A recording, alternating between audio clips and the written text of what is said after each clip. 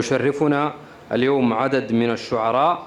الآن نبقى مع قصيدة للشاعر زياد بن نحيت. وبركاته. هذا لازم نرفعه. أي واحد اللي يطلع صوته.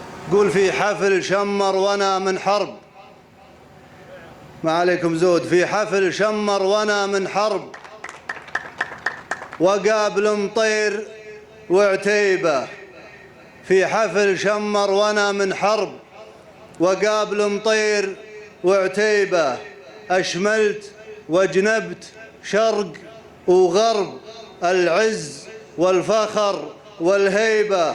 في شوف كل القبايل طرب، بديار مدغم وابو شيبة. أنا أمسي عليكم بالخير جميعا، وأنا سعيد أني أقف هذا الموقف وأشكرهم على الدعوة. كثير من الناس يتحدثون عن أن هذه المناسبات والمزاين والمهرجانات اللي تجمع القبائل فيها سلبيات، وما في شك أنه ما في شيء كامل غير الله سبحانه وتعالى، لكن يجب أن نقول أن هذه المهرجانات أنها تجمع الأصالة والفكر والشعر، وأنها الرمز الحقيقي للحمة الوطنية السعودية.